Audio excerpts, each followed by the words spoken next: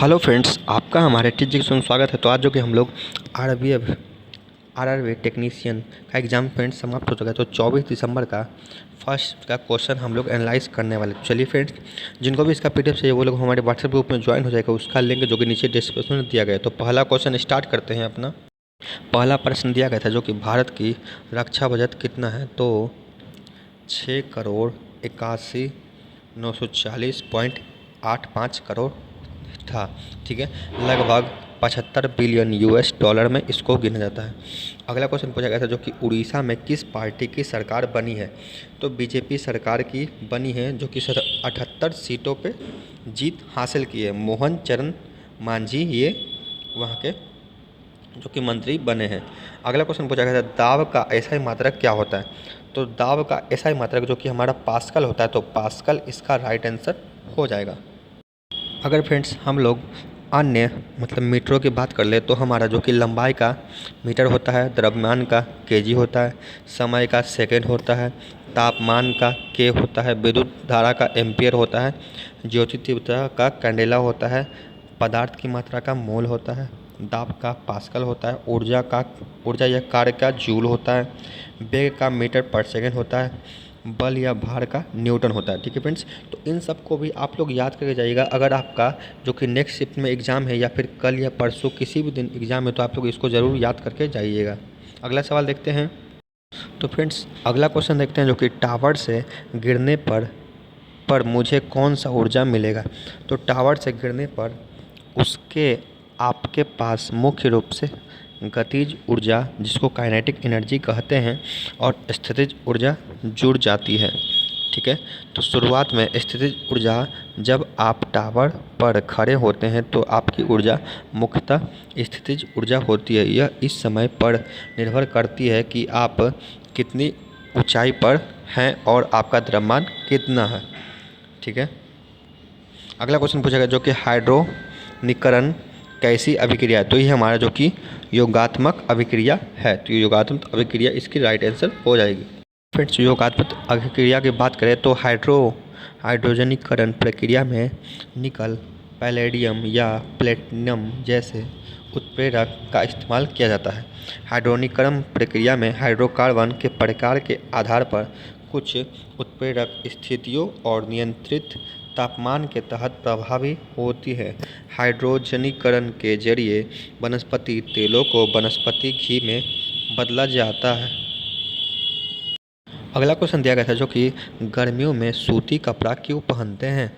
तो गर्मी के दौरान हम बहुत पसीना बहाते हैं और इसीलिए खुद को ठंडा रखने के लिए सूती कपड़ा पहना जाता है। ऐसा इसलिए किया जाता है क्योंकि पसीना हमारे शरीर से गर्मी प्राप्त करके वाष्प में बदल जाता है। वाष्पीकरण के अव्यक्त ताप के बराबर ऊष्मा शरीर द्वारा अवशोषित होती है। यह शरीर को ठंडा रखने में हमारी मदद करता है। कपास पानी का एक अच्छा अवशोषक है और यह पसीना को अवशोषित करता है और आसपास के वातावरण के संपर्क में आने से आसानी से वाष्पीकरण में परिणत हो जाता है। अगला क्वेश्चन आया था जो कि फ्रेंड्स पेड़ में कौन सी कोशिका भित्ति होती है। तो पेड़ में जो कि पादप भित्ति होती है। सेल्यूलोज और पेक्टिन ये हमारा होता है।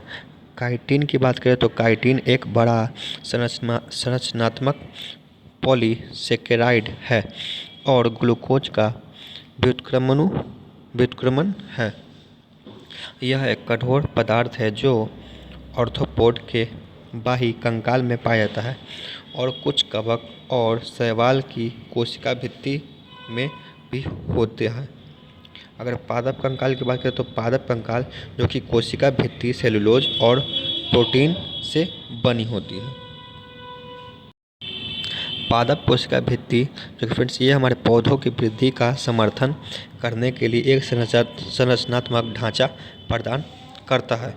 कोशिका भित्ति रोगजनकों के खिलाफ रक्षा की पहली पंक्ति के रूप में भी कार्य करती है।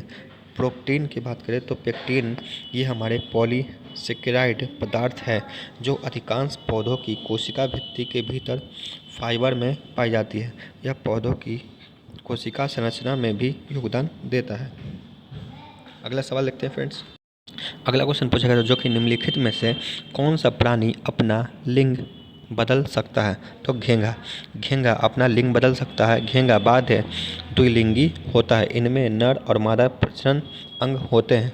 वे एक साथी के साथ संभोग करते समय शुक्राणु और अंडे का उत्पादन करने में सक्षम होते हैं।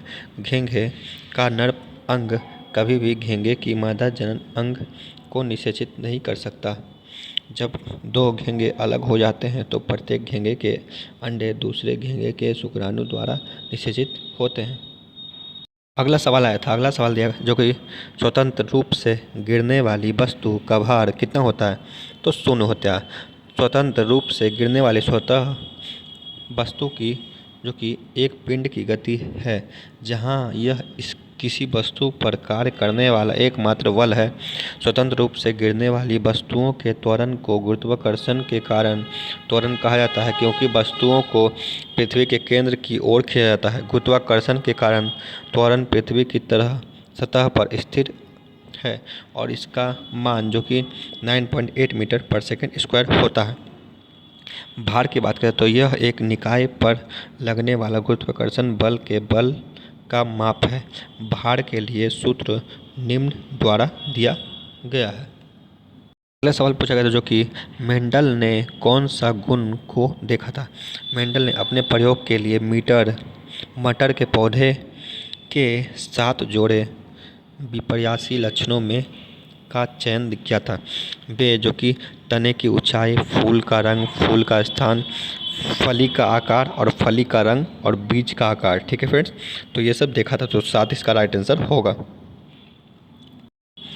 अगला क्वेश्चन जो कि दिया गया था, अवतल में कब समान प्रतिबिंब बनेगा?